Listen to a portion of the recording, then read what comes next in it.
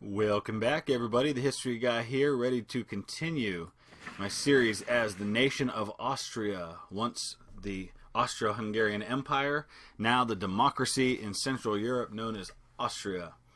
It is 1913. We're edging ever so closer to the historic start of World War I, hoping there's a different outcome this time, but we will see. Building my first tank prototype, which will be done in about 2 years.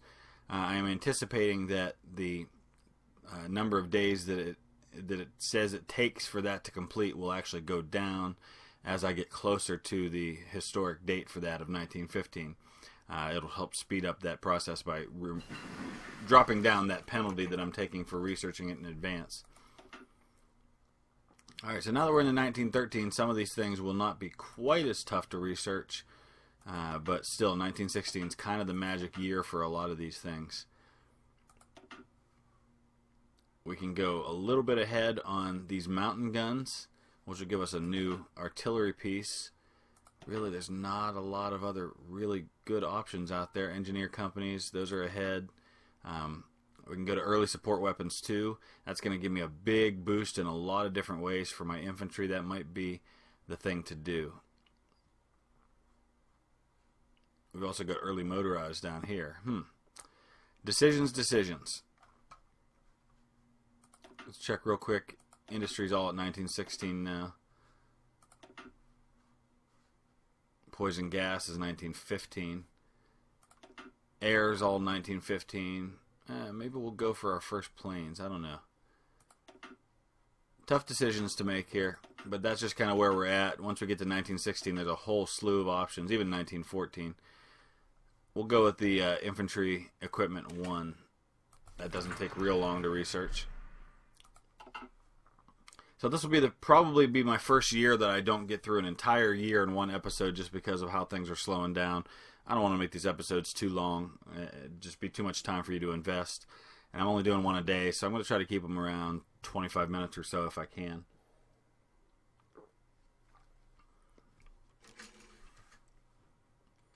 Alright, unassigned divisions. As they enter the battlefield, I just have to assign these different divisions. Until I know where and when I might be going to war, there's not a lot of sense in me focusing too much on all these things. But once I have a better idea of where it all might go down, then I'm going to have to think real hard about how to strategically place all my units. Had a question about this 52 right here. And I'll answer that question in text, but I also will point it out here in the video. Yes, that is my fleet. It's the only fleet I have, since this is the only place that I have a navy. I'm not focused too awful much on navy, just because I don't plan on using it very much. I'm going to focus mostly on land combat. I'm going to go ahead and merge this into one big navy, though. And we'll put Miklos Horthy as the head of that navy, and just kind of looking at some of the options here. I don't know if there are exercises you can do as a fleet. I would think there would be. Alright, so we're asserting our position in the east. The position of the Central Powers in the east is the same. Weaken Russia and build hegemony in the region. As war with Russia in particular seems to be nearly inevitable due to the Balkan situation, this is an effective course of action to take, though it will drive France and Russia closer, which could prove to be an issue. Yeah, I don't know that I necessarily want to drive France and Russia closer. Let's not focus too much on the anti-Russia policy. Maybe focus on Romania. I don't know. Boy, there's a lot of different options right now of where I want to go. I don't know that I want to renew the Triple Alliance either. Down here, eventually, we can focus on a lot of things that have to do with war. So I can't really do much of those until I am at war with someone. So let's see here. I have an alarm going off. Okay. I guess we're going to go ahead and go back to focusing on our military here.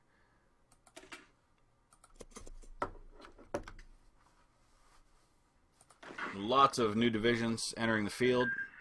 Oh, Italy has a white peace with the Ottoman Empire, so nothing really changed there, and that should free up the Ottomans to be able to... What do you mean they won? It was just a white peace. Yesterday, Italy and the Ottoman Empire signed a treaty of Uji near Lausanne. The Ottomans would withdraw all military personnel from Trablus and Benghazi vilayets. Okay, so I guess the Ottomans are pulling their troops out of Italy. Yeah. So Italy's got Libya there.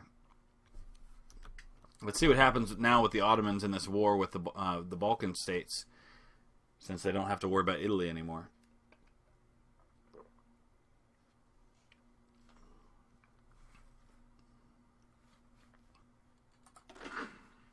So, as you may recall, if you've watched the other videos, I kind of had this magic number in mind of at least 100 divisions.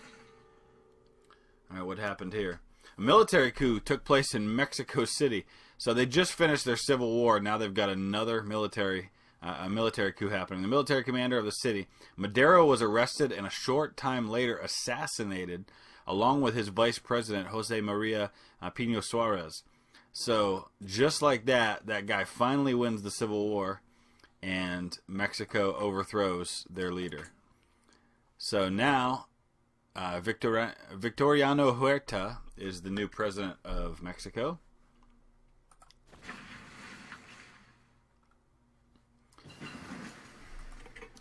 Continuing research on land doctrine. In case you're wondering, all these land doctrines, they have a lot of impact on things. There's Army soft attack plus 10%. This gives leg infantry a plus 5 organization and speed to the divisions. And now we're going to work on counteroffensive, which will give us breakthrough and division speed. All of this is really with the goal of eventually getting down to the end of this tree, which still has quite a few to go, so I can start focusing on something that I think is really meaningful over here.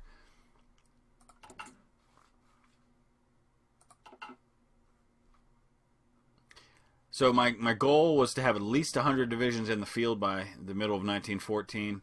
I'm well on my way to that. As you can see, I've already got 91. So,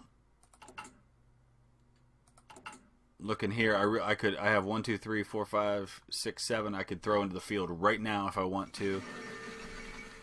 After being disenfranchised for years, women have begun to take to the streets of Washington, D.C. and London, demanding their right to vote.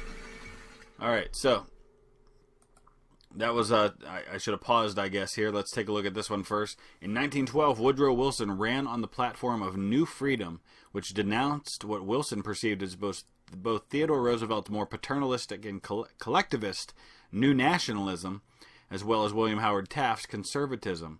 A Bourbon Democrat, Wilson promised lower tariffs, free trade, and trust breaking in his speeches, though the progressive movement would encourage him to enact a more moderate form of Roosevelt's proposals through the creation of a Federal Reserve and support for the income tax. While some of these policies might be costly in the short term, in the long term they would both help keep consumers protected from economic recessions and make goods less expensive, satisfying the populace for the moment. And women are pressing for the right to vote.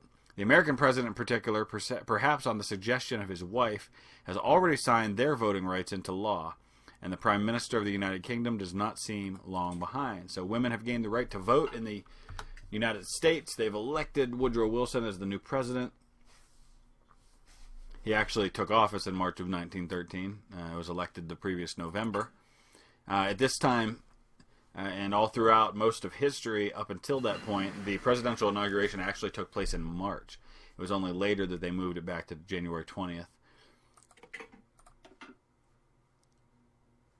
Alright, once again, some tough decisions to make about where we go with research, just because there aren't a lot of good options. I'm going to go ahead and focus on another ahead-of-time research with artillery. So there's my Russian front and my Balkan command. Both feel they have enough forces should it come to war there, which I hope it won't. At least not with Russia.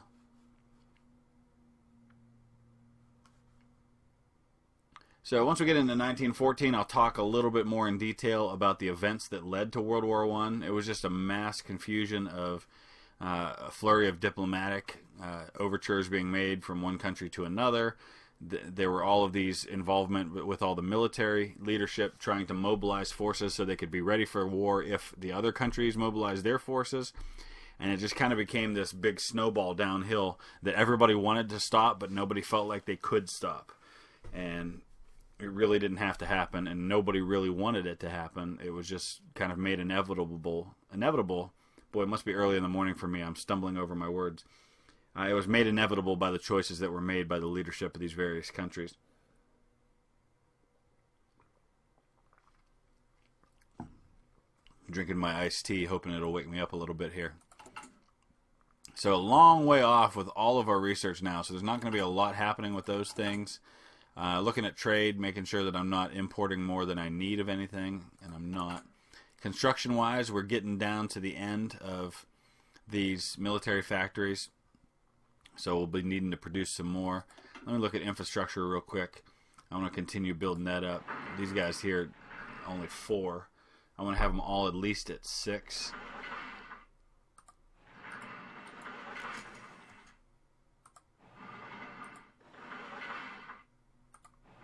Oh, wrong one. Right there.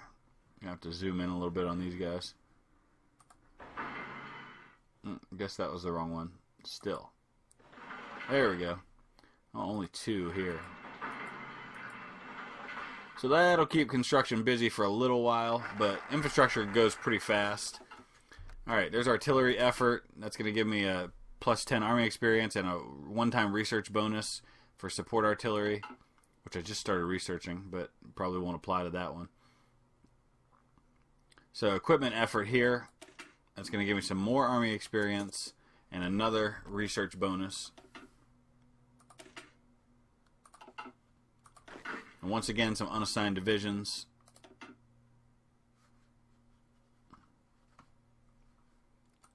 Let's go ahead and look at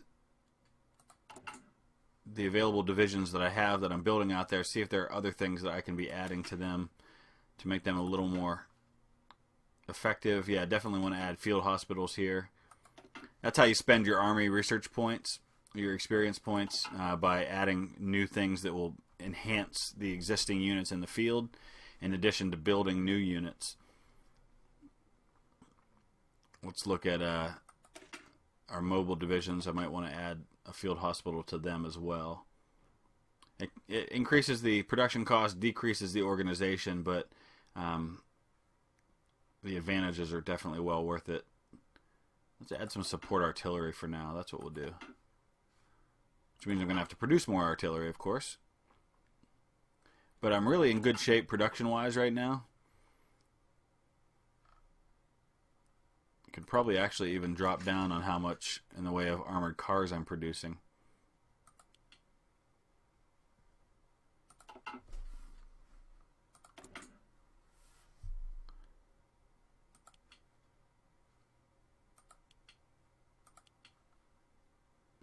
Oh boy, I've actually got a lot of free military factories right now, so let's see here. What else can I be producing? I might just need to be producing more divisions to get into the field. Need a lot of weapons 1 right now. Our needs are filled for now. Oh, that's the total number I have, so I really don't need to be producing more military equipment. What I need to be doing right now is producing more divisions, because I've got my military production to the point where I'm more than producing what I need. Let's produce some of these. These are kind of more stronger infantry divisions here. As you can see, they have a few more brigades of infantry in them, and they're fully kind of stocked as far as support brigades. So yeah, let's go ahead and produce a thread of those.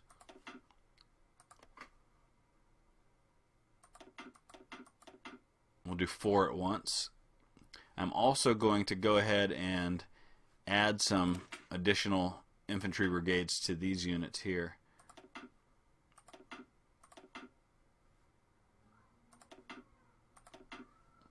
Alright, so that's going to build up the strength of those units. And of course now I have new production that I need to invest in. Now it gives me a reason to go back and produce more military equipment. as well as support equipment. Okay, so now our production's kind of back up to snuff here. Going to be putting a lot more units in the field. I feel like I'm going to be in a really good position when war breaks out. I don't know how many divisions some of these other countries have, if it's even possible to see that. Sometimes you can. It just kind of depends on what your encryption and decryption levels are at. I can at least see what he's got on my border, and it doesn't look like he has many. That doesn't mean they're not hiding somewhere else. Alright, with all the new production, obviously, there's a new need for wood. Always needing wood. However, I don't need as much oil as I used to. Everything else looks good. More unassigned divisions. So I'm now up to 45, 76, 94 divisions in the field. Just about out of army experience now, but if I start drilling some of these new units, I'll be able to get them up to speed. But I don't know if I want to do that because drilling them kind of makes them unprepared for war. But I think I've got enough time before war breaks out that I could go ahead and do some army exercises for a little while.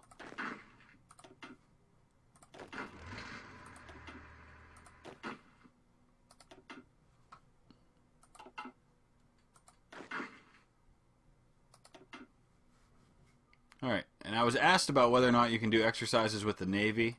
I would think there would be a way to do that, though I'm not entirely sure what that is.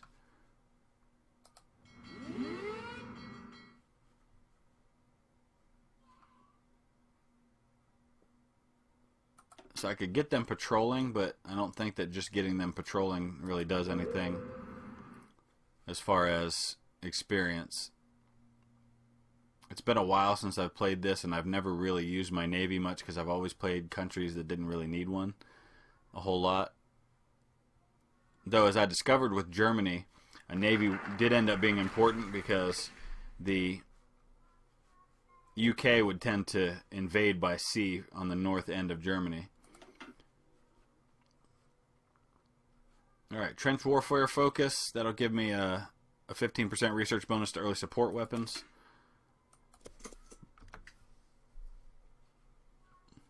That's not what I'm working on already, is it? No, infantry equipment.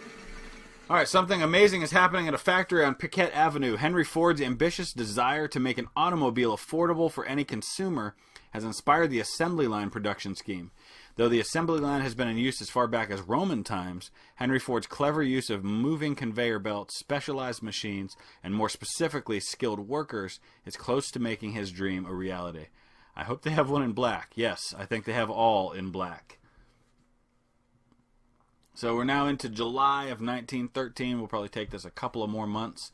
Another episode or two, and I think we're going to start to see war break out in Europe, unless I can avoid that as Austria, because Austria, like I said at the beginning, is kind of the linchpin of this whole thing. I'm just not sure how much freedom the game will give me to avoid that war. I'm not sure if that's just one of those things it kind of forces you into. I haven't played through this enough to know that. So I'm preparing as though that's the case, that war is inevitable, but I'm going to make decisions, if I can make decisions to keep me out of that war. I'm absolutely going to do that. And just kind of focus my efforts on a war that I think is a little more winnable, like attacking Serbia or Romania. But right now I can't justify because they're in the same ideology group as me, because they are a democracy. Romania is also a democracy, so that's kind of the problem.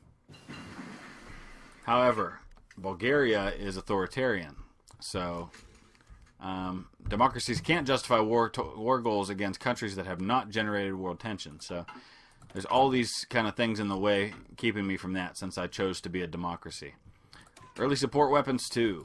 Get a little research bonus to that one, so it doesn't take as long, and that reduces some of that ahead of time penalty that I'm experiencing there. So let's see here. Still doing exercises. I want to get all these new units. As you can see right here, they're experience level 2 now, and they're working toward the next level. I want to get them up to experience level 3. That gives them a plus 25% modifier in combat, which definitely gives them an advantage over units that are not experienced. You can see these little skulls here. That's because of the attrition that they're experiencing because they're in the middle of exercises. So I end up having to provide new equipment to replace what they use in the exercises. Alright, so let's see what's happening with this Ottoman war with the Balkans. It looks like ever so slightly 1% in favor of the aggressors in this case. But it looks like the Ottomans are starting to turn things back a little bit now that they've ended their war with the Italians. So let's see if there's anything else I can be doing with my government points.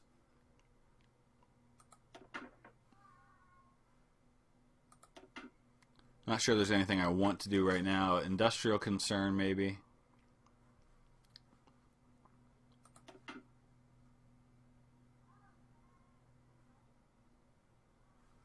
That might have been helpful earlier.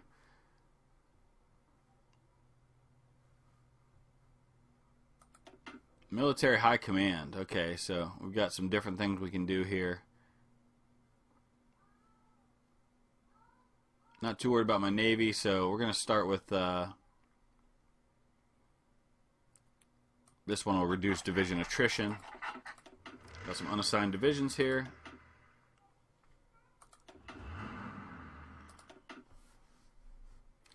Just about to 100 divisions in the field now. In fact, I might be there with that one. That's, let's see, 68, 99. So my next division will hit that magic number of 100. And there it is.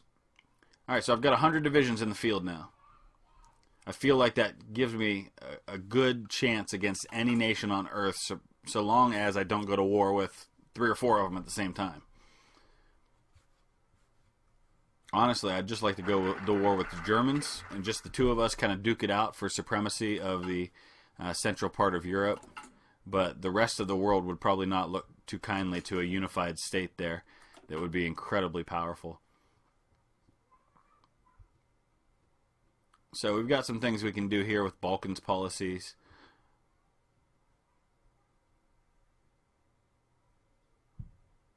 They haven't gotten into the Second Balkan War yet, so I can't do that. I have to wait until the first one ends.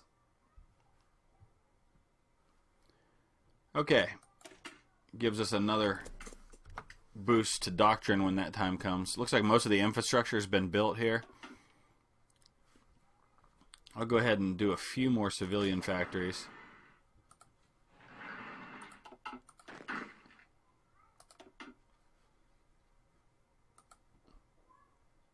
Alright, so we are moving along pretty good. We're into the middle of September of 1913 now.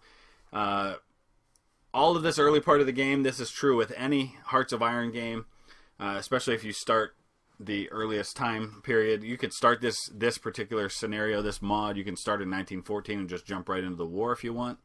But I like that time ahead of time to really shape my country and my my forces for a couple of years. It makes for a little bit slower video series as far as kind of watching, because there's not a lot of action happening. But I feel it's important, and I think it's how you win or lose the game is how you choose to spend those early years.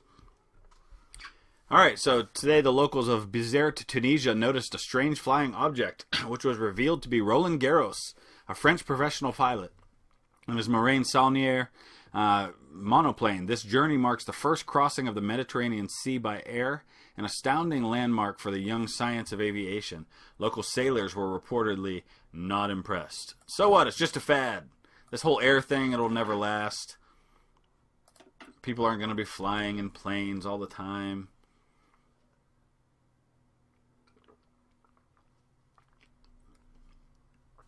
Alright, so we'll go ahead and take this to the end of, maybe to the end of October. Which means the very next episode is going to be the one where everything starts to go downhill, in theory, at least if they follow the historical trends. I'm just anxious to see whether or not the events of the summer of 1914 become inevitable in this game, or if I can shape them as Austria and take myself down a different path. And I'll talk more about that in the next episode. We'll get into the details about what led to World War I and how hopefully I can avoid it. Alright, so there's counteroffensive. Moving right along on the land doctrine tree. We're going to move now to specific encirclement, which will give a nice breakthrough and soft attack bonus. That one's going to take a little while to research. Going to have our next big upgrade to artillery, which is going to require me to kind of go back in and start producing a new kind of artillery, because everything will need to be upgraded. Because right now I'm doing Field Artillery 1 and I'm about to have Field Artillery 2. So I'll go ahead and take it to that. That'll get me right to the end of October.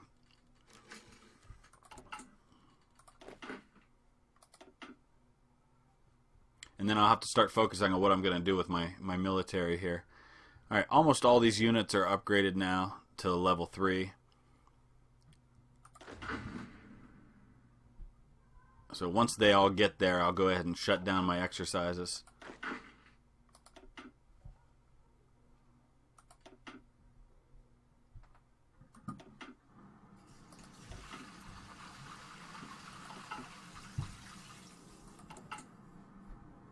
Alright, 4 days to go on this artillery. We'll go ahead and set up the new queue of artillery guns to be produced, mass-produced, and get them all out to my various units, and then we'll wrap this one up.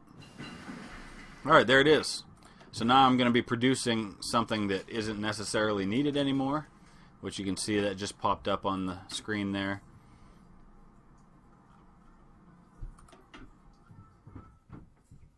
Let's do gas masks. They're not too far ahead. Alright, so let's go ahead and take a look at this real quick. We're going to stop producing Field Artillery 1 because that's now obsolete. We're going to replace it with, not that, here we go, Artillery 2. We're going to produce as many of those as possible because we're going to start upgrading. Let's look at the recruit and deploy. We now have a need for 1,687 new field guns. So it's going to take a little while to get those all into the field. Oh, no. We don't need 56. We need 64. There we go.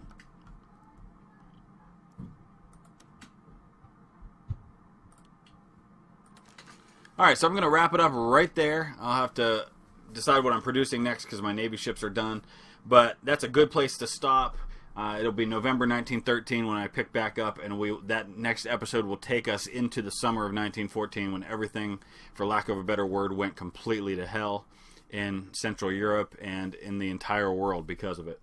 So as always, thanks for watching. I very much welcome your input. If you have specific questions, if you're maybe not familiar with the game, Hearts of Iron, or this mod, and you just want to ask some specific questions and ask me to kind of go over some different things, I'd be glad to do that. I'm mainly operating under the assumption that most of the people watching have at least a passing knowledge of how the game works, and you're just watching to see this particular mod.